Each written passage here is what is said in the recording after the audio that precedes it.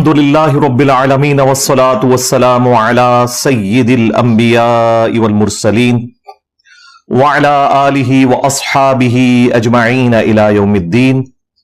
الحمدللہ آج 27 اکتوبر 2024 کو سنڈے کے دن ہمارا یہ پبلک سیشن نمبر 170 نمبر ہونے جا رہا ہے انشاءاللہ تعالی۔ آپ کے یہ ریئل ٹائم کوسچنز پرچیوں کی شکل میں میرے پاس آ چکے ہیں، انشاءاللہ ہم انہیں بھی بعد میں ڈسکس کریں گے، لیکن پہلے کرنٹ افیئر کے طور پر ایک کریٹیکل ایشو میں نے ڈسکس کرنا ہے۔ اس ویک میں میرے نزدیک تو یہ پاکستان کی ہسٹری میں چند اہم ترین مواقع جو آئے ہیں ان میں سے ایک ہے، اور وہ 26ویں آئینی ترمیم کے اندر سود کے حوالے سے جو فائنل ڈیسیژن آیا ہے، یہ پوری پاکستانی قوم کے لیے بالخصوص اور باقی مسلم امت کے لیے بالعموم بہت ہی اچھی خبر ہے۔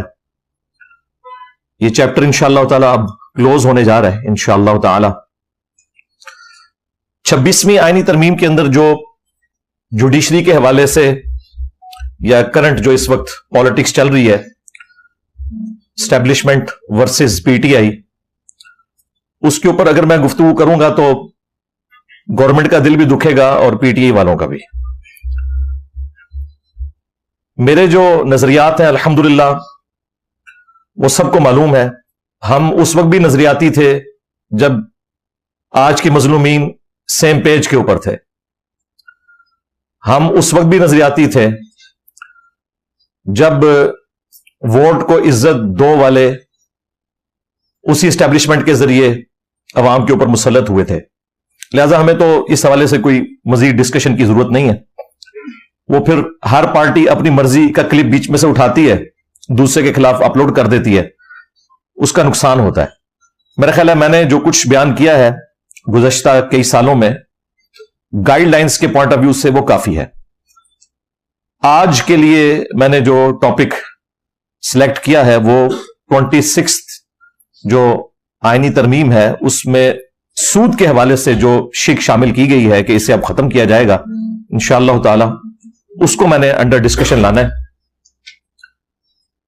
پاکستان کے آئین میں جو آرٹیکل 38 ہے، اس کا پیرا نمبر F یہ بتاتا تھا کہ پاکستان میں جو سود ہے اسے ختم کر دیا جائے گا، پاکستان کی بینکاری بلا سود ہوگی، لیکن کوئی ٹائم فریم نہیں تھا، ایک جنرل سٹیٹمنٹ تھی۔ 26ویں آئینی ترمیم میں پہلی دفعہ اس کی ڈیٹ بھی آ گئی ہے، وہ ہے 1 جنوری 2028۔ اس سے پہلے انشاءاللہ تعالی پاکستان کی جتنی کنونشنل بینکنگ ہے یہ اسلامک بینکنگ میں کنورٹ ہو جائے گی، اور آلریڈی کافی سارے بینک خود بخود اس طرف جا رہے ہیں۔ اس میں کوئی اسلام سے انہیں انٹرسٹ نہیں ہے۔ بیسیکلی میزان بینک نے جو ریکارڈ پروفٹ کیا اور اسلامک بینکنگ کے اوپر اعتماد کی وجہ سے لوگوں نے دوسرے بینکوں سے اپنے پیسے نکلوا کے اسلامک بینکوں میں رکھوانے شروع کیے، اس کی وجہ سے ایک ایک کر کے سارے بینک اسلامک بینکنگ کی طرف جا رہے ہیں۔ یعنی اسلام کے ساتھ کوئی محبت کی وجہ سے نہیں، بلکہ پیسے کی محبت کی وجہ سے۔ چلیں تب بھی درست ہے، ایٹ لیسٹ ہم اتنے بڑے حرام کام سے اللہ تعالی کے حکم کو پورا کرتے ہوئے سود سے چھٹکارا حاصل کرنے کے لیے رواں دواں ہے۔ کچھ عرصہ پہلے فیصل بینک بھی جو ہے وہ بھی کنورٹ ہو گیا، میزان بینک، دبئی اسلامک بینک اور کافی سارے بینک ہیں جو کافی عرصے سے اسلامک بینکنگ کر رہے تھے۔ بہرحال 26ویں آئینی ترمیم کے اندر اس ڈیٹ کا آنا یہ پاکستانی قوم کے لیے ایک خوشی کی خبر ہے بڑے عرصے کے بعد، الحمدللہ، اس میں کوئی شک نہیں ہے۔ اور اس میں سب سے پہلے مبارکباد کے مستحق ہیں مولانا فضل الرحمان صاحب حفظہ اللہ تعالی، جو پی ٹی آئی اور نون لیگ کے مشترکہ امام اور ممدوح بن چکے ہیں الحمدللہ، تو لہذا ان کی تعریف سے اب کسی کو برا نہیں لگے گا۔ باقی جو ان سے ہمارا عقیدے کا اختلاف ہے وہ اپنی جگہ، لیکن جو ان کی خوبیاں ہیں وہ ہیں۔ سب سے بڑی خوبی جو میں سمجھتا ہوں ان کی یہ ہے کہ انہوں نے پاکستان میں دیوبند فرقے کو نان سٹیٹ ایکٹر بننے سے روکا، بجائے اس کے کہ وہ ٹی ٹی پی جوائن کرتے ہیں انہوں نے مولانا فضل الرحمان صاحب کو جوائن کیا اور قومی دھارے کے اندر ایک پولیٹیکل سٹرگل میں آئے. اور یہ وہ ان کا کریڈٹ ہے جو میں ہمیشہ سے ان کو دیتا ہوں. جب پی ٹی آئی ان کے خلاف تھی اس وقت بھی دیتا تھا، آج تو یہ سیم پیج کے اوپر ہے، آج بھی دیتا ہوں. بہرحال جو عمران خان صاحب کے اوپر انہوں نے یہودی ایجنٹ ہونے کا الزام لگایا، میں اسے کل بھی کنڈیم کرتا تھا، آج بھی کرتا ہوں، بلکہ اب تو وہ خود بھی پیچھے ہٹ گئے ہیں. انہوں نے کہا یہ میرا سیاسی بیان ہے، بالکل ویسا سیاسی بیان جو نجم سیٹھی صاحب کے خلاف عمران خان صاحب نے 35 پنکچر کا دیا تھا، اس بیچارے کی زندگی برباد کر دی. تو اسی قسم کا یہ ایک سیاسی بیان تھا. اب مولانا فضل الرحمان صاحب بھی اپنے اس الزام سے پیچھے ہٹ چکے ہیں. تو پاکستان کی پالیٹکس نیرا گند ہے. یہ سب کے سب لوگ انکلوڈنگ جوڈیشری اسٹیبلشمنٹ، کسی کا دل نہیں کرتا کہ وہ قانون کی پاسداری کرے.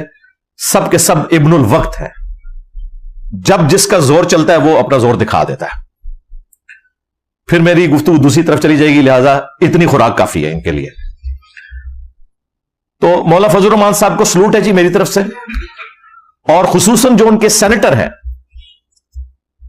ایڈوکیٹ کامران مرتضی صاحب حفظہ اللہ تعالی، جینٹل مین ہے. جے یو آئی کو جوائن کرنے سے پہلے بھی الحمدللہ میں انہیں ریگولرلی کئی سالوں سے ٹی وی ٹاک شوز میں ان کے اوپینین کو دیکھتا ہوں. ماشاءاللہ لاجیکل گفتگو کرتے ہیں وہ.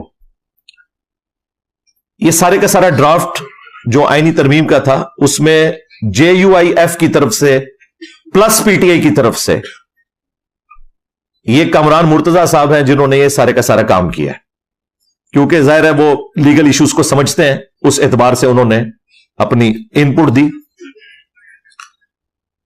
ان دونوں شخصیات یعنی مولانا فضل الرحمان صاحب اور ایڈوکیٹ کامران مرتضی صاحب کے بعد اگر میں کریڈٹ کسی کو دوں تو وہ مفتی تقی عثمانی صاحب ہیں حافظہ اللہ تعالی، جنہوں نے یہ ساری گراؤنڈز پرووائڈ کی. اور اس فیلڈ میں اس اکیلے بندے کی محنت ہے کہ انہوں نے پاکستان میں اسلامک بینکنگ کو ایک باقاعدہ شکل دی. یہ ان کا کریڈٹ ہے. ساتھ ہی ساتھ وہ مذہبی جماعتیں خصوصاً جماعت اسلامی، تنظیم اسلامی اور باقی جماعتیں جنہوں نے اویئرنیس لوگوں میں پیدا کی، سب کے سب میری طرف سے مبارکباد کے مستحق ہیں. اللہ کرے کہ اب منطقی انجام تک یہ معاملہ انشاءاللہ پہنچ بھی جائے، اور پہنچ جائے گا. آلریڈی 2030 کی باتیں ہو رہی تھیں اسٹیٹ بینک کی طرف سے، لیکن 1 جنوری 2028 کی ڈیٹ اب آ گئی ہے، اور انشاءاللہ تعالی یہ خود بخود معاملہ اسی طرف جائے گا. اور میں نے بتایا وہ اس لیے جائے گا کہ بینکوں کا اپنا فائدہ ہے. آج سے آلموسٹ 7-8 سال پہلے کی رپورٹ تھی کہ پاکستان میں 70% لوگ، 70% لوگ ابھی بھی بینکنگ کا استعمال نہیں کرتے اپنے پیسے کو سٹور کرنے کے لیے. لوگوں نے اپنے گھروں میں پیسہ رکھا ہوا ہے، اور اس میں میجورٹی لوگ وہ ہیں جو یہ سمجھتے ہیں کہ بینکنگ کا کام سودی کام ہے، اس لیے ہم نے وہاں پیسے نہیں رکھوانے. اور ان میں وہ لوگ بھی شامل ہیں جو شاید جمعے کی نماز بھی مشکل سے پڑھتے ہیں، لیکن سود کو وہ بہت بڑا گناہ سمجھتے ہیں. جس طرح کئی مسلمان ہیں زندگی میں کبھی ایک نماز نہیں پڑھی، لیکن وہ آپ کو دعوے سے بتائیں گے کہ میں نے کبھی شراب نہیں پی، میں نے سور کا گوشت نہیں کھایا، کیونکہ وہ اس گناہ کو نماز چھوڑنے سے بھی بڑا گناہ تصور کرتے ہیں. اس طرح آج بھی کئی لوگ ایسے ہیں جو سود کھانے کو یا بینکنگ سسٹم کے اندر انوالو ہونے کو بڑا گناہ سمجھتے ہیں. پلس کئی لوگ ہیں جن کا بلیک منی بھی ہے، اور کئی لوگوں نے گولڈ کی فارم میں اپنے پاس ایسٹس رکھے ہیں. میزان بینک اور باقی جو اسلامک بینکنگ کرنے والے بینکس ہیں، میزان بینک کا نام ہم اس لیے لیتے ہیں، وہ پریمیئر ہے، اس نے یہ سارے کا سارا معاملہ سٹارٹ کیا تھا. ان اسلامک بینکوں کی وجہ سے ان لوگوں نے بھی اپنے پیسے بینکوں میں جمع کروانے شروع کر دیے جنہوں نے گھر میں رکھے ہوئے تھے.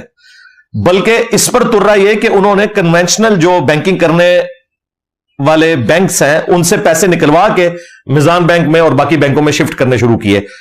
اس کی وجہ سے باقی بینکوں کو ہاتھ پاؤں پڑ گئے اور انہوں نے اپنی برانچز کھولنی پیرلل میں. سارے بینکوں نے پیرلل میں اسلامک برانچز اپنی کھولی ہوئی ہیں، لیکن ظاہر ہے کہ وہ جو برانچز ہیں ان سے ہمارا اختلاف ہے. برانچ کھولنے سے مسئلہ حل نہیں ہوگا، یہ تو نہیں ہو سکتا کہ پیچھے سارا کاروبار ایک ہو, سامنے آپ ایک لوگوں کو دکھانے کے لیے 2 ونڈوز رکھ لیں.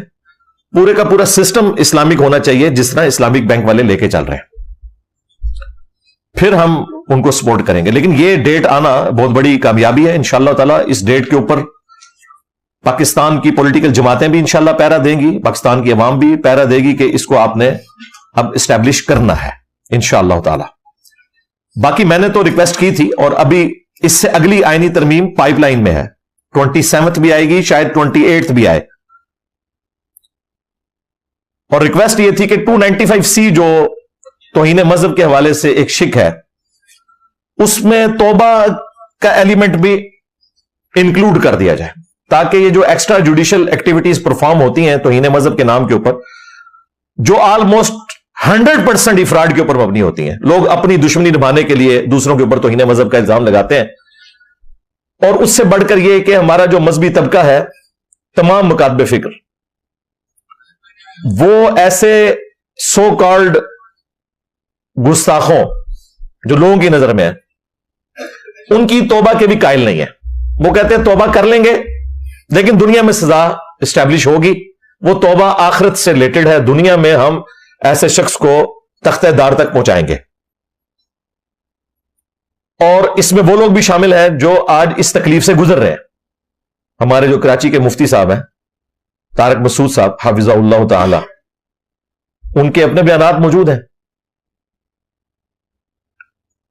لیکن شکر ہے کہ اب انہیں سمجھ آئی ہے, لیکن ابھی بھی انہوں نے اعلانیہ اپنے ان بزرگوں کے فتووں سے رجوع نہیں کیا, بلکہ وہ اب ایک اور بات بیچ میں ان کے حمایتی چھوڑ رہے ہیں کہ جی گستاخی کی نیت سے اگر کوئی گستاخی کرے گا تو اس کی توبہ نہیں ہے, اور اگر کسی کی گستاخی کی نیت نہیں ہے, وہ جتنی مرضی بڑی گستاخی کر لے, اس کی توبہ قبول ہے. دیکھو مولوی بیچ میں سے کتا حلال کرنے کے لیے کیسے پوائنٹ نکالتا ہے. یعنی ان کا کہنے کا مطلب یہ ہے کہ جو پھر میں محاورہ بولوں گا تو برا لگے گا کہ ساڈا کتا کتا تے تہاڈا کتا ٹومی. ہاں, ہم ان کو یہی گلہ دے سکتے ہیں. انہوں نے اپنے کتے ٹومی بنائے ہوئے ہیں, باقیوں کو یہ کتے کہتے ہیں. اس طرح کرنے سے تو مسئلہ حل نہیں ہوگا. بہرحال اس ایپیسوڈ میں سے ایک خیر نکلا ہے کہ ان کے اپنے فرقے کے علماء نے بھی یہ مانا کہ جی مفتی صاحب نے توبہ کر لی ہے, لہذا اس معاملے کو چھوڑ دیا جائے. ایون بریلوی فرقے کا وہ ہارڈ لائنر مفتی حنیف قریشی, جس نے ممتاز قادری کو نمک حرامی کے اوپر ابھارا تھا کہ وہ اپنی ڈیوٹی کے ساتھ نمک حرامی کرے اور اس شخص کو قتل کرے کہ جس کی حفاظت کے اوپر وہ مامور تھا. اگر مجاہد ملت بننا ہے تو بھائی نوکری سے استعفیٰ دو, اور پھر کوئی اس قسم کی ایکٹیویٹی تم نے کرنی ہے تو کرو, نمک حرامی نہ کرو. ہم تو خیر اس ایکٹیویٹی کو بھی غلط سمجھیں گے, لیکن یہ ڈبل جرم ہے, نمک حرامی بھی ہے. اس نمک حرامی کے اوپر ابھارنے والا ممتاز قادری کو مفتی حنیف قریشی, وہ اب اتنا ماڈریٹ ہو گیا ہے, اس کا بھی بیان آیا ہے باقاعدہ کہ جی مفتی طارق مسعود صاحب نے توبہ کر لی ہے, لہذا معاملے کو اب ٹھپ کر دیا جائے. میرا خیال ہے اگر بریلوی اور دیوبندی ایگری کر گئے ہیں, شیعہ تو پہلے ہی قائل ہے کہ توبہ قبول ہے, وہ اتنے ہارڈ لائنر نہیں ہے اس قسم کی تکفیری سوچ میں. رہا اہل حدیث کا مسئلہ, تو وہ تو آج کل ویسے ہی دیوبندیوں کی گود میں بیٹھے ہوئے ہیں, حالانکہ ان کا یہ موقف نہیں ہے. یہ سارا فتنہ دنیا میں گستاخ رسول کی سزا کے حوالے سے کھڑا کیا ہوا یہ امام ابن تیمیہ کا ہے. الصارم المسلول علی شاتم الرسول اس کی کتاب ہے, جس کا ترجمہ بریلویوں نے کیا ہوا ہے. لو سنو, ابن تیمیہ کی کتاب کا, جس میں اکثر جھوٹی روایتیں ہیں. تو اہل حدیث تو سب سے زیادہ ہارڈ لائنر ہیں, لیکن وہ بھی کہہ رہے ہیں ٹھیک ہے جی طارق مسعود صاحب نے توبہ کر لی ہے, کوئی مسئلہ نہیں ہے. وہ گلے پھاڑنے والے مولوی کا بیان آ گیا. ٹھیک ہے, شیعہ پہلے ہی ماڈریٹ تھے, سنیوں کے تینوں بڑے فرقے بریلوی دیوبندی اہل حدیث متفق ہیں کہ گستاخ رسول کی توبہ قبول ہے. یعنی انہوں نے خود ہی اپنے ان بزرگوں کے اوپر ان انٹینشنلی لعنتیں بھیج دی ہیں, جن کے ہاتھوں یہ گمراہ ہو کے کہتے تھے کہ جی توبہ کرے گا تب بھی توبہ قبول نہیں ہے, دنیا میں ہم سزا دیں گے. لیکن زبان سے بول کے ان پہ لعنتیں نہیں بھیج رہے. انشاءاللہ وہ ذمہ داری ہم پوری کر دیں گے. کیوں؟ کیونکہ وہ بھی کیا دن تھے, ہم بھی ایک جن تھے. آج ہم دیو ہیں, ان جنوں کے بھی پیو ہیں. یہ ہماری ذمہ داری ہے. یہ چھوٹے چھوٹے جنوں سے کام نہیں ہوگا, دیو چاہیے کوئی. अच्छा, कहते हैं जी इंजीनियर साहब देखें अपने आप को देव कहते हैं, देव तो शैतान होता है, यानी ये देव बंद, शैतानी ग्रो। हाँ, बरेलवी इसका तर्जुमा करते हैं बंद ग्रो और देव से शैतान। तो भाई पूरी गुफ्तगू सुने, हमने कहा वो भी क्या दिन थे, हम भी एक जिन थे। तो जिन आपको कह रहे हैं ना, तो ये अगर आपने इसको शैतान मानना है तो छोटा शैतान आप भी हो, क्योंकि मैंने कहा हम पहले जिन थे, यानी बरेलवी देवबंदी अहले हदीस हम रहे हैं, तो उस वक्त हम जिन थे, तो इसका मतलब है आप भी शयातीन हो, अगर ये मतलब लेना है। हम तो तफन्नुन के तौर पे ये बात कर रहे होते हैं समझाने के लिए, वो मेरी तबीयत है, मैं अपनी गुफ्तगू इस तरीके से भी कन्वे करने की कोशिश करता हूं। तो 27th जो आईनी तरमीम आ रही है, मैं तो गवर्नमेंट से रिक्वेस्ट करूंगा, प्राइम मिनिस्टर से भी और उनको लाने वालों से भी जो अब मौलवियों से तंग आए हुए हैं, और फितना अल खवारिज की टर्म हमारे आर्मी चीफ यूज कर रहे हैं। मेरा ख्याल है फितना अल खवारिज सबसे बड़ा ये मौलवियों का तबका है, जिन्होंने तौहीन मजहब के नाम के ऊपर 295C को मिस यूज करके मुसलमानों की जिंदगी पाकिस्तान में अजीर्ण बनाई हुई है। इस मुल्क को इन्होंने रहने के काबिल नहीं छोड़ा। तो तौबा की शिक 295C में ऐड होनी चाहिए। इस पे भी मैं मौलाना फजल रहमान साहब से रिक्वेस्ट करूंगा कि अब तो आग आपके घर तक पहुंच चुकी है, तो मेहरबानी करें ये एक नेकी कर दे पाकिस्तानी कौम के साथ। जहां आपने ये सूद वाला इशू रिजॉल्व किया है, तो इस मसले को भी रिजॉल्व करें। हम नहीं कहते कानून को बदलें, अगरचे ये कानून फिका हनफी के तहत वैसे ही फ्रॉड है, फिका हनफी के तहत। और मुफ्ती तकी उस्मानी साहब की एक ऑडियो लीक हो गई थी, उनके स्टूडेंट ने जब उनसे पूछा तो उन्होंने माना कि जी फिका हनफी में ये सजा नहीं है। और दूसरी तरफ ये फिका हनफी नाफिज करना चाहते हैं जी हनफियों की यहां तादाद ज्यादा है। इन्होंने पब्लिक के लिए कोई और गुफ्तगू रखी हुई है, खवास के लिए और गुफ्तगू रखी हुई है, सही बात नहीं लोगों को बताते। खैर अब तो पब्लिकली भी ये मान गया है कि तौबा कबूल है, तो अब मेरे ख्याल है आइन के अंदर ये तरमीम कर देनी चाहिए। आप लोग मेरे साथ एग्री करते हैं? और जैसे मौलवी कहते हैं दोनों हाथ खड़े करके, तो जो जो एग्री करता है ना वो अपना हाथ खड़ा करके कहे कि हाँ जी हम एग्री करते हैं कि तौबा वाली शिक इसमें होनी चाहिए। जिन्होंने नहीं खड़ा किया वो भी यकीनन एग्री हैं, ठीक है। हम ये नहीं कहेंगे कि जड़ा ना खड़ा करे तो उन्होंने ऐ ते फलां टमका, ये काम नहीं हम करते। तो ये एक बड़ा नेकी का काम होगा अगर कर दिया जाए। आप आ जाए वो सूदी बैंकारी के हवाले से, अवामुन्नास के अंदर आपने अक्सर सुना होगा कि जी इस्लामिक बैंक और कन्वेंशनल बैंक ये एक तरह ही काम करते हैं, कोई फर्क नहीं है, सिर्फ इन्होंने लेबल इस्लाम का लगा लिया है। और ये अक्सर वो लोग बात कर रहे होते हैं जो खुद कन्वेंशनल बैंकिंग के अंदर इन्वॉल्व होते हैं यहां या वहां पर जॉब कर रहे होते हैं। टेक्निकल ग्राउंड्स के ऊपर उन्हें कुछ पता नहीं है। उनसे अगर डिस्कशन की जाए ना कि भाई ये आप किस तरह बराबर कह रहे हैं, कहने को तो निकाह और बदकारी भी बराबर है, उसमें भी हक महर के जरिए रकम दी जाती है औरत को, और बदकारी में भी एक मर्द औरत को रकम देके खरीदता है। तो देखने में तो दोनों बराबर नजर आ रहे हैं, लेकिन निकाह को अल्लाह ताला ने हलाल किया है, अंबिया की सुन्नत ठहराया है, और बदकारी को हराम किया है। इधर हक महर है तो वहां पे रकम है, यहां अगर इजाबो कबूल है तो वहां भी जाहिर है रजामंदी हो रही होती है। अगर यहां पे गवाह मौजूद है तो वहां पे भी बीच में मिडल मैन होते हैं जो ये सारी अरेंजमेंट्स करते हैं। तो फर्क क्या है फिर? फर्क यह है कि अल्लाह ताला ने निकाह को हलाल किया है और बदकारी को हराम किया है। जो सूरतुल बकरा में अल्लाह ताला ने फरमाया कि अल्लाह ताला ने कारोबार को हलाल किया और सूद को हराम किया, बिल्कुल इस तरीके पे निकाह हलाल है और बदकारी हराम है। तो ये मिसाल देना कि दोनों एक जैसे हैं, ऐसे नहीं है, जमीन आसमान का फर्क है भाई। कन्वेंशनल जो बैंकिंग है वो मनी अगेंस्ट मनी है, पैसे के बदले पैसा। सूदी ज़हनियत यही है कि पैसा जमा हुआ है, इससे मजीद पैसा कमाने के लिए रिस्क ना लो कारोबार करने का, बल्कि लोगों को सूदी कर्जे दो, वो रिस्क वो लोग लें और तबाह बर्बाद हो, तुम्हें तो तुम्हारा पैसा वापस मिल जाएगा। यह है असल में सूदी ज़हनियत, मनी अगेंस्ट मनी। जबकि मनी अगेंस्ट गुड्स या प्रोडक्ट्स, अशिया के बदले रकम की वसूली करना, यानी कारोबार के जरिए چیزوں کو بیچ کے نفع کمانا، یہ وہ چیز ہے جس کو اللہ تعالیٰ نے حلال ٹھہرایا ہے. تو یہ زمین و آسمان کا فرق ہے.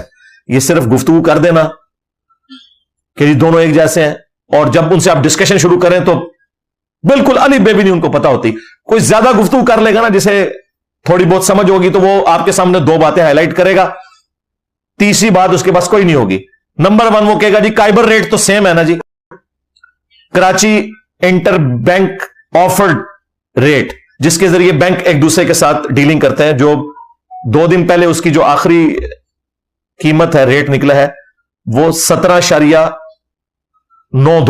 17.92 تھا. یہ 25 اکتوبر 2024 کو. ظاہر ہے اس کے بعد تو یہ 2 دن بینک بند رہتے ہیں. تو ظاہر ہے پوری دنیا میں ایک سودی نظام ہے، جس کی وجہ سے سارے معاملات اسی کی بنیاد کے اوپر آگے سیٹل ڈاؤن کرنے پڑتے ہیں. وہ تو ہمارے اختیار میں ہی نہیں ہے. لا یکلف اللہ نفسا الا وسعها.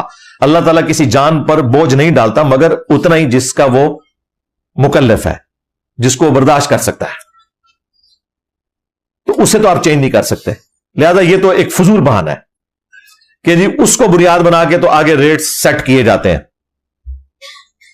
دوسرا وہ کہیں گے جی دیکھیں اسلام میں مقروض کو آپ مہلت دیتے ہیں، نہ کہ اس کے اوپر کوئی پینلٹی لگائی جاتی ہے. بالکل اسلام میں پیسے کی پینلٹی کسی کے اوپر ڈالنا، یعنی کوئی مقروض ہے اور وہ ٹائم پر قرض واپس نہیں کر سکا، اس اعتبار سے اس سے مزید پیسے چارج کرنا جرمانے کی مد میں یہ بالکل حرام ہے. تو کہتے ہیں دیکھیں یہ اسلامک بینکنگ والے بھی مقروض کو مہلت دینے کی بجائے اس سے پیسے چارج کرتے ہیں، پینلٹی ہے، حالانکہ یہ خود کر رہے ہوتے ہیں. اسلامی بینک والوں کو ظاہر سنگل آؤٹ کرتے ہیں. تو یہ سلسلہ بھی انشاءاللہ تعالی ان قریب ختم ہو جائے گا. فی الوقت بھی یہ ایسے نہیں ہے جس طرح یہ آپ کو جھوٹ بتاتے ہیں. وہ کئی مہینوں تک مہلت دیتے ہیں، قسط لیٹ کرنے کے اوپر پینلٹی نہیں ڈالتے ہیں. ایون قسطوں کا کاروبار کرنے والے لوگ بھی جو عام شاپس پہ بھی ہے، وہ بھی آخری درجے تک اسے اگنور کرتے ہیں. اسلامک بینکنگ بھی ساری یہ قسطوں کے کاروبار کے اوپر چل رہی ہے. وہ انشاءاللہ میں بعد میں تھوڑا بہت اس کو بریف بھی کر دوں گا. لیکن ایز اے لاسٹ ریزارٹ جب کوئی بندہ باز نہیں آتا تو پھر اسٹیٹ بینک آف پاکستان نے جو ایک شریعہ بورڈ بنایا اس حوالے سے، ان کی سفارشات کے اوپر ایک درمیان کا حل نکالا ہے کہ پینلٹی تو بینک وہ ڈالے گا، لیکن اس کی رقم سے بینک فائدہ نہیں اٹھا سکتا. وہ پینلٹی کی جو رقم ہے وہ گورنمنٹ کے چیریٹی فنڈ میں ڈائریکٹلی چلی جاتی ہے. لہذا اسلامک بینکس کو کوئی اس سے انٹرسٹ نہیں ہے کہ آپ قسط لیٹ کریں اور آپ کے اوپر جرمانہ پڑے، کیونکہ وہ جرمانہ ان کو ملتا ہی نہیں ہے. وہ صرف آپ کے اوپر ایک تلوار لٹکائی ہوئی ہے تاکہ آپ قسط کو لیٹ نہ کریں، اور وہ بھی 1-2 قسطوں کے اوپر نہیں. جب کوئی بالکل ڈھیٹ ہو جائے نا پھر وہ اس لیول پہ اترتے ہیں، ادروائز ریلیکس کرتے رہتے ہیں، کوئی جرمانہ نہیں ہوتا. اور جو جرمانہ ڈلتا بھی ہے نا وہ بھی بینک کو نہیں ملتا. لہذا بینک کو کوئی انٹرسٹ نہیں ہے کیونکہ جرمانہ انہیں مل ہی نہیں رہا. وہ جرمانہ گورنمنٹ کے چیریٹی فنڈ میں جاتا ہے.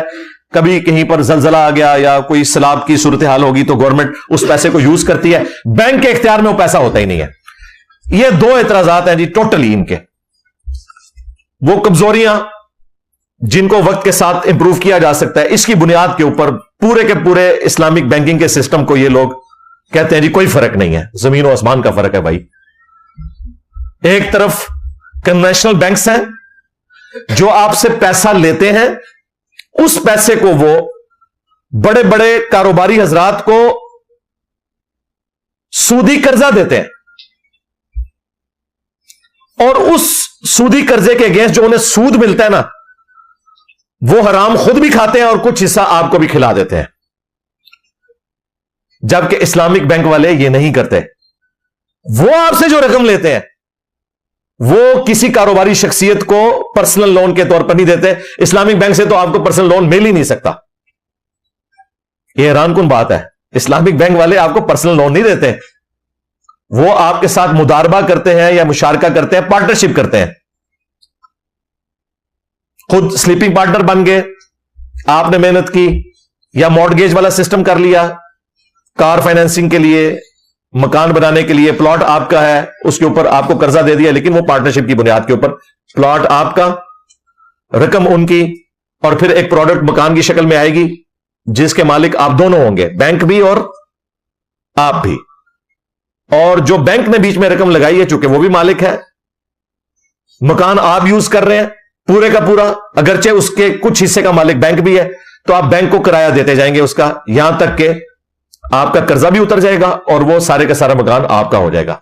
इंस्टॉलमेंट्स के ऊपर ये सारे का सारा सिलसिला चल रहा है। अगरचे यही काम कन्वेंशनल बैंक्स वाले भी करते हैं, लेकिन उसमें सूदी काम भी इन्वॉल्व होता है, क्योंकि उनका पूरे का पूरा कारोबार सूद के ऊपर चल रहा है। प्लस जो सूदी काम करने वाले लोग हैं, अगर वो ठीक काम भी करते हैं तो उस सिस्टम को हम कभी सपोर्ट नहीं कर सकते। हमें सपोर्ट करना है इस्लामिक बैंकिंग वाले सिस्टम को, जो टोटली हलाल कारोबार को लेके चल रहे हैं।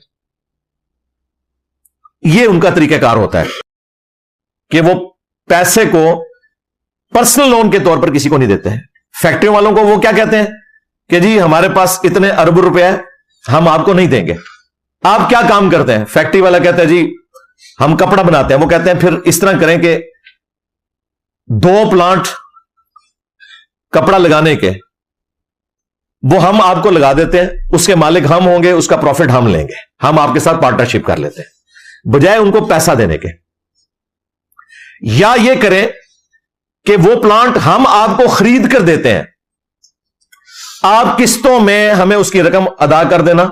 जिस तरह आपको पता है 10-12 साल पहले जिना इंटरनेशनल एयरपोर्ट जो है कराची का, उसकी तोसी के लिए गवर्नमेंट को 6 अरब रुपया 6 बिलियन चाहिए थे, तो वो इस्लामिक बैंक वालों ने उनको दिए, लेकिन पैसे नहीं दिए। उन्होंने कहा आपको जो जो इसके लिए सामान चाहिए ना, वो हम खरीदेंगे और आप हमसे किस्तों पे वही सामान खरीद लेंगे। यानी कमोडिटी इन्वॉल्व हो गई तो जाहिर है ये कारोबार है। अब रहा ये मामला कि 6 अरब की चीज उधार पर किस्तों की शक्ल में 6.5 अरब की बेचना, क्या ये जायज है? जी जायज नहीं, सिर्फ इसके ऊपर इजमाए उम्मत है, कोई दूसरी राय नहीं है। ये चंद एक अहले हदीस उलमा ने इख्तलाफ किया, वो भी आज के, लेकिन उन्हीं अहले हदीस उलमा में बड़े अहले हदीस उलमा खुद मानते हैं, बकायदा रिटर्न में उन्होंने फतवे लिखे हैं कि यह कारोबार हमेशा से मुसलमानों में राइज रहा है कि नकद की चीज 100 रुपए की और उधार में 120 रुपए की। ये टाइम वैल्यू ऑफ मनी नहीं है, ये टाइम वैल्यू ऑफ कमोडिटी है, प्रोडक्ट है और लॉजिकल है। मुझे बताएं, मोटर बाइक की कीमत है सपोज 2 लाख रुपया, आप डाउन पेमेंट करते हैं 20,000 और नया मोटरसाइकिल घर ले आते हैं, वो आपके मामू की दुकान है। 2 लाख का मोटर बाइक आप 20,000 में खरीद कर ले आए, तो बकिया के 1,80,000 वो किसने दिए? उस कंपनी ने। तो 1,80,000 की मालिक वो कंपनी है, आप सिर्फ 20,000 के मालिक हैं, लेकिन इस्तेमाल आप कर रहे हैं, कंपनी नहीं कर रही। तो बकिया की जो रकम उसने कंट्रीब्यूट की है उस कमोडिटी पे, जितना अरसा मोटर बाइक चलाएंगे तो उस मोटर बाइक में 20,000 के मालिक आप हैं, 1,80,000 का मालिक वो कंपनी वाला है, तो उतना अरसा आप उसे किराया देंगे उस मोटर बाइक का। पैसों के बदले पैसा नहीं है, ये कमोडिटी के बदले पैसा है। सूद की बेसिक डेफिनेशन ही ये है, पैसे के बदले पैसा। वंस कमोडिटी इन्वॉल्व हो गई, सूद खत्म हो गया।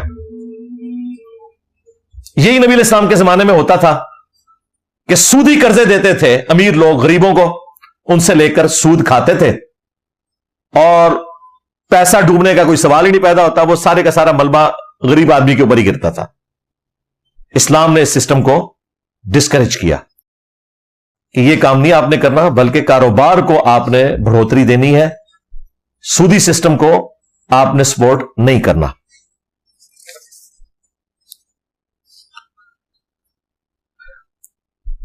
इसी कॉन्टेक्स्ट में सूरतुल हश्र में जो आयत है, आयत नंबर 7, कै ला यकूना दूलतम बैनल अग्नियाइ मिनकुम, ये अल्लाह ताला की जो मंशा है वो अल्लाह ने बयान की है कि ऐसा ना हो कि दौलत सिर्फ अमीर लोगों में ही घूमती रहे। स्पेसिफिकली तो ये माले फे के हवाले से डिस्कशन हुई थी, लेकिन یہ ایک یونیورسل ٹروتھ ہے جو اللہ تعالیٰ نے بیان کیا کہ اللہ کی یہ خواہش نہیں ہے کہ مال صرف امیروں میں ہی گھومتا رہے، بلکہ اس مال کو غریبوں تک بھی جانا چاہیے کاروبار کے ذریعے۔ ظاہر ہے وہ کاروبار سے نفع اٹھائے گا، کچھ خود رکھے گا، کچھ آپ کو دے گا۔ اس لیے کاروبار کو اللہ تعالیٰ نے پروموٹ کیا ہے اور ربا کو، سود کو اللہ تعالیٰ نے حرام قرار دیا ہے۔ مثال کے طور پر رینٹ کار کا بزنس ہے، آپ کے پاس 1 کروڑ روپے کی کار ہے، آپ وہ رینٹ کے اوپر لگا دیتے ہیں، ایک ڈرائیور اسے چلاتا ہے، وہ ڈرائیور بھی اس میں سے کچھ کمائے گا، کچھ آپ کو بھی دے گا، اور صرف ڈرائیور کی روزی نہیں کھلی اس میں پیٹرول بھی ڈلے گا، کبھی وہ گاڑی پنکچر بھی ہوگی، پھر ویئر اینڈ ٹیئر کا مسئلہ بھی اس میں ہوگا، مکینک کا کام بھی نکلے گا۔ تو اتنے سارے لوگوں کی روزی روٹی، وہ پیسہ کاروبار میں جب آئے گا، رننگ میں آئے گا، تو کتنے گھروں کے چولہے اس کی وجہ سے جلیں گے۔ یہ ہے حکمت کاروبار کی۔ لیکن یہاں پہ یہ بات بھی یاد رکھیے گا، جب آپ سلیپنگ پارٹنر ہوتے ہیں کسی کاروبار کے اندر، مداربہ کی شکل میں آپ کوئی ایگریمنٹ کرتے ہیں، تو نقصان کی صورت میں اسلام یہ کہتا ہے کہ نقصان اس شخص کا ہوگا جس کی انویسٹمنٹ ہے۔ جو محنت کرنے والا ہے نا، وہ نقصان کو شیئر نہیں کرے گا۔ یہ نہیں ہے کہ اگر 1 کروڑ روپے کا بزنس کسی بندے نے کیا، انویسٹمنٹ آپ کی تھی، محنت وہ کر رہا تھا، اور اس میں نقصان ہو گیا، تو اب آپ اسے یہ نہیں کہہ سکتے کہ آدھا نقصان تم بھرو گے، آدھا میں بھروں گا۔ بھئی وہ آدھا کہاں سے بھرے گا؟ اس کے پاس تو پیسے پہلے ہی کوئی نہیں ہے، یہ تو ظلم ہے۔ تو اسلام کی روح سے نقصان کی صورت میں ٹوٹل نقصان اٹھائے گا انویسٹمنٹ کرنے والا، کیونکہ اس کے پاس تو پیسہ ہے۔ رقم کا نقصان اس کا ہوگا، محنت کا نقصان اس کا ہوگا، کیونکہ اس بیچارے نے محنت کی ہے نا، آپ تو گھر بیٹھے ہوئے، اس کی محنت ضائع گئی، آپ کا مال ضائع گیا، یہ نقصان کی صورت میں۔ لہذا یہ جو کہتے ہیں نا ہم نفع اور نقصان کی بنیاد کے اوپر پارٹنرشپ کر رہے ہیں، وہ نفع اور نقصان یہ ہوتا ہے۔ یہ نہیں ہے کہ نفع آپ 50-50% لے رہے ہیں تو نقصان بھی 50-50% برداشت کریں گے، نہیں، نقصان 100% وہ برداشت کرے گا جس نے رقم لگائی ہے، کیونکہ اس کی رقم ضائع ہوگی، دوسرے کی محنت ضائع ہوگی نا، اس نے بیچارے نے اتنی محنت کی،